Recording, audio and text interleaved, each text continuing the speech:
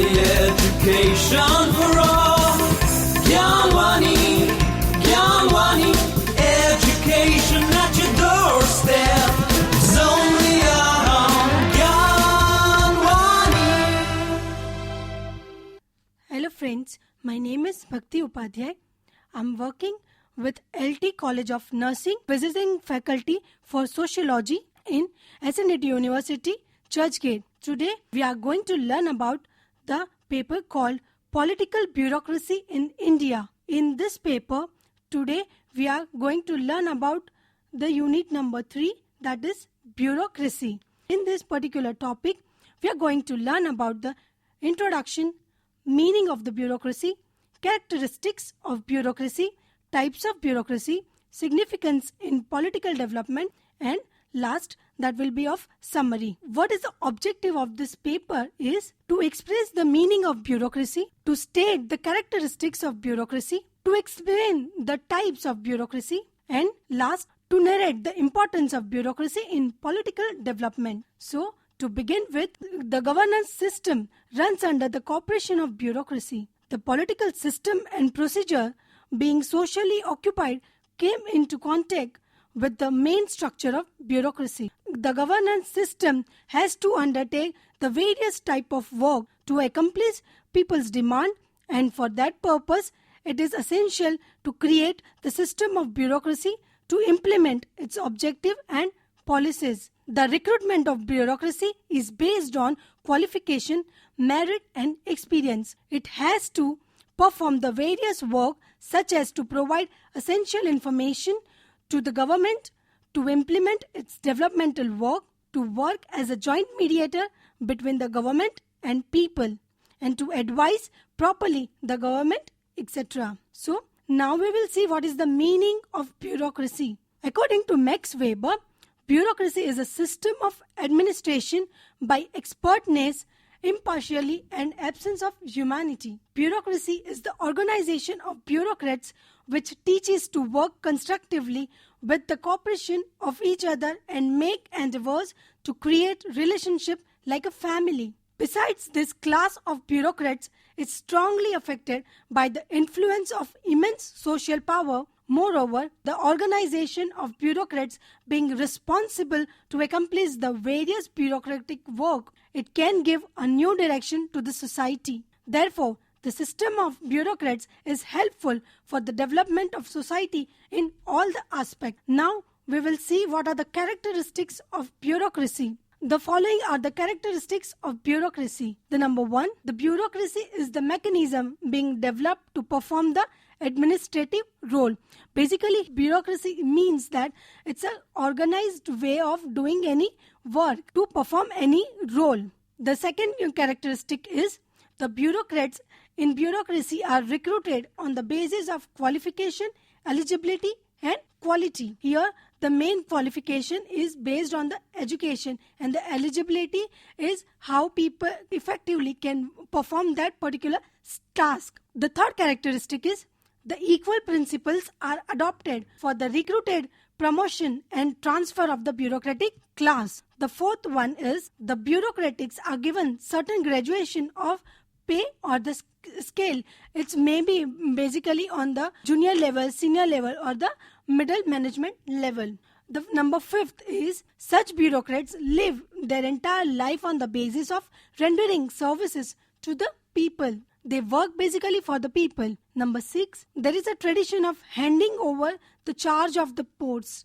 Here, when someone is transferred to other places or someone is getting promoted from that particular post, the new member who was going to take the position of that particular post, the former member here have to hand over or they have to give all the possible powers to that particular new person so that that new member can perform the task as effectively as the person who used to perform it. This is called the handing over of the charge. The next characteristic is the properly recruited bureaucrats have to obey and follow the principle of discipline and responsibilities. Here, they have a certain rules and regulation to follow and some duties they have to fulfill.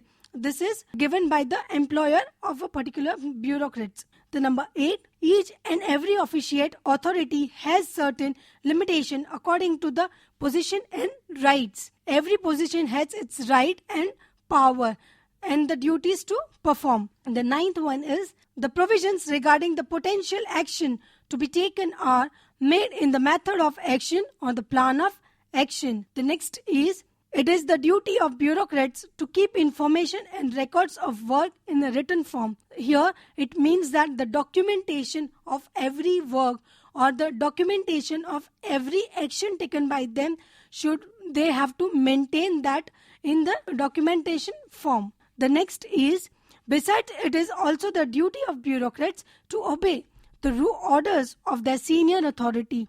The order of the senior authority has to always obey by the junior. Here, they cannot question their senior members why and what and how. They have to just follow the order given by their seniors. And the last one is, the office of a bureaucrat is established for the purpose of doing various works according to the method of actions. So, from the above characteristics, it can be clearly said that the creation of bureaucratic system has been done to resolve the various complicated social issues or the social problems on the basis of thoughts and the laws. Now, we are going to learn about what is the types of bureaucracy. There are several types of bureaucracy. Among them, the first one is the public and private bureaucracy. In modern days, the democratic government being considered for performing the role of welfare state. It recruits the bureaucrats to perform various type of works, and such bureaucrats are called as the public servant. This is called the public bureaucracy. Now, we'll see what is the private bureaucracy. The private bureaucracy is, along with the public sector, the large industry have come up in existence as a private sector. Accordingly, the private industrialists felt a need of employees to perform their day-to-day activity and to perform their task. Therefore, the recruitment of employees in a private sector is called as a private bureaucracy. The number 2, second type of bureaucracy is development bureaucracy.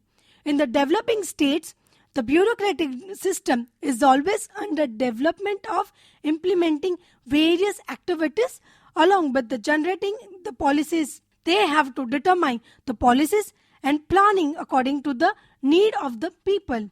This is called the development bureaucracy. The third type is representative bureaucracy. This bureaucratic system exists in a democratic governance system. The members are elected through people on the legislative assembly, and the managing board in legislative assembly is formed on the basis of the majority of a certain political party in the legislative assembly. So, this type of bureaucracy is called as a representative bureaucracy. The fourth type is monarchical bureaucracy. The king or the emperor govern the rule through the bureaucrats. This class of bureaucrats always remain loyal and faithful to their kings and emperors.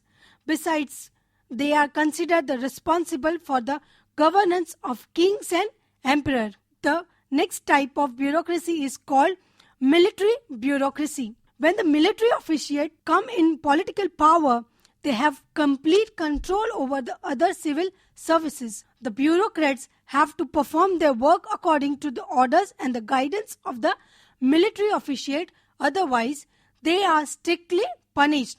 This is called military bureaucracy. The next type of bureaucracy is the bureaucracy in dictatorship. In this system of governance, the power of government is under only a single person or a single political party. The bureaucrats have bondage with such a party, and no difference is made between a political party and a administrative servants or the bureaucrats. Besides, such bureaucrats have to actively work as a member of political party along with their administrative work. This is called the bureaucracy in dictatorship. The next type of bureaucracy is independent bureaucracy. In this political system, no political party remains in power for a long time. The power of governance is centralized under the bureaucrats. Generally, independent bureaucracy comes into activation in the countries where multi-party system is in existence. Multi-party system is basically seen in the countries like India. The next type is counter-bureaucracy. To keep control on the governmental bureaucrats, such bureaucracy is established in the communal countries. So, these are the few types of bureaucracy which we have learned.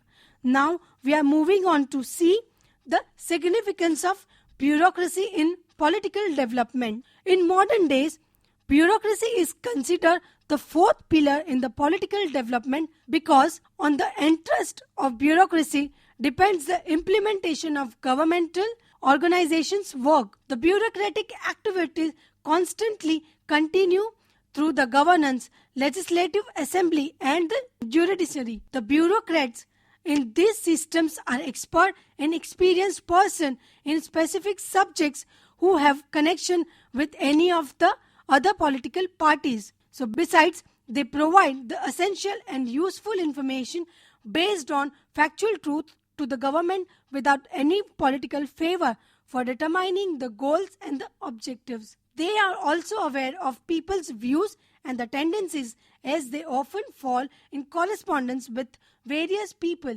In this context, the work of bureaucracy runs smoothly on the basis of determining the publicly useful goals and objectives which they provide to the government. They have also to perform the works such as financial planning and propagation of social development planning among the people, particularly who are residing in the rural and the slum areas. For achieving this purpose, they have to work under the guidance of legislative assembly members and the members of Panchayat Raj. Besides, the bureaucratic system has been developed to perform the significant work such as to implement developmental work of the government, to work as a joint mediator between the government and the people, and to advise the government properly, etc. So all these work a bureaucratic have to perform. So let us summarize all this, whatever we have learned until now. Among them, the first summary point is the governmental system run with the cooperation of administrative servants or the bureaucratics. The bureaucracy is a special system which work for the concerned organization. There are a designation such as senior or junior in the organization of bureaucracy. The certain duties and the rights of the officiate classes are clearly mentioned in bureaucracy. In bureaucracy, the officiate and the employees at several or the various levels are expert and experienced about their work. So here basically you can see the division of labor also. The work of bureaucracy often continues in written form. The written documentation is required. The employees recruited in bureaucracy have a special system of promotion. For performing the administrative work in a good way, the employees are availed a special training system. The employees in a bureaucracy are ascertain a definite pay scale for a specific post. So now this is the few points until now, whatever the material we have learned or whatever topic we have learned, like meaning of bureaucracy, characteristics and the various type of the bureaucracy. Now here there is a few exercise for all the learners, that is answer the following questions. Among them, the first question is write at least 4 important characteristics of bureaucracy. The second question here is explain any 5 types of bureaucracy. And the third question is explain the importance of bureaucracy. So this is a small exercise for all our dear learners. We are now moving on to see the next block, that is block number 2, and in that unit number 3, political parties. In this unit we are going to learn about the introduction, meaning of the political parties, characteristics of the political parties, social composition of political parties, political recruitment, and at the end we will see the summary. The objective of the political paper of the political party is to express the meaning of the political parties, to express the characteristics of political parties, to understand the social composition of political parties, to explain the approved system of political recruitment. To start, we will see the introduction. In modern days, political party system has become an inevitable part of political life, without which the political life cannot exist. All across the world, the existence of some other parties is seen, but in India, the development of actual party system truly began after the period of independence. After the political transition took place in the country, it seems that two-party system would take their roots, but because of the experiments of political polarization, the new parties emerged. However, the new parties could not sustain as much due to the continuous sequence of split and joint policy which results into the information of policy which result into the formation of the new parties again. In the last 6 decades, we find that the Congress party itself has split 4 times, respectively as in 1969, in 1978, in 1987 and in 1999. Yet, the Congress party has remained as the single largest party influencing the entire political process in India. In addition to this, the other parties existing at a national level are Bharatiya Janata Party, Janata Dal, Janata Party, Marxist and Communist, All India Communist, Lok Dal, Samajwadi Party, Bahujan Samajwadi Party, Nationalist Congress Party, etc. Moreover, there are various other parties also existing at regional level in these various states of India. Now we are going to learn about the meaning of the political parties. According to Edmund Burke, the political party means the organization of people who come together with a purpose for the welfare of nation through specifically approved ethics and principles. The political party system is the need of modern democracy. The political parties have to do lots of work, such as to organize the people, to understand and convince them with the objectives and the policies of the party, to activate the policies and objectives among the people, to work as an opposition, to keep control on the ruling party, etc. These are the few duties, or we can say work, a political party go through. Now we are going to learn about the characteristics of Indian political party. While studying the Indian political parties and system, we shall also have to study of social, economical condition, religious, caste structure, linguistic and regional differences, leadership qualities, etc. This is because all these factors have got significance to a large extent in all political parties. In this context, Indian political party system has a very specific significance. The characteristics of Indian political parties are as follows. Number 1, individualistic political party. Indian political party system is truly under the complete influence of individualism. In fact, it is observed that the influence of personality is dominating on Indian voters than the thinking line of the party. While the thinking about the Congress party, the leadership of Pandit Jawaharlal Nehru, Lal Bahadur Shastri, Indira Gandhi has casted a tremendous influence on the people, and as a result of that, the party got the advantage. Besides, BJP also has got the advantage of the leadership of Atal Bihari Vajpayee. And nowadays, we are seeing that the Narendra Modi has created a great influence over the people of India. Number 2 in the characteristic is the political parties based on narrow thoughts. After the independence of India, the politics began through heroism of getting political power. The political parties working at national level also began efforts to achieve the supports of people's opinion on the basis of religion, caste and languages. The regional party also got the political power by taking the support of the issues such as language, culture and a spirit of regionalism. Therefore, it is strongly observed that the narrow and the shrink role of these political parties has become detrimental for the national integration of India. Split in the political party is the third characteristic. All the political parties in India have emerged out due to the split in the Congress party. It split in the years respectively as 1969, 1978, 1987 and 1999 on the issues of leadership of the party. As a result, this led to the creation and establishment of the other new parties. Besides the political parties such as Communist Party, Socialist Party and Hinduistic parties have also emerged out due to the split after the independence of India due to some or the other reasons. The number 4 is rising number of non-party candidates. Though there is a multi-party system in India, the number of non-party candidates has also been rising in elections.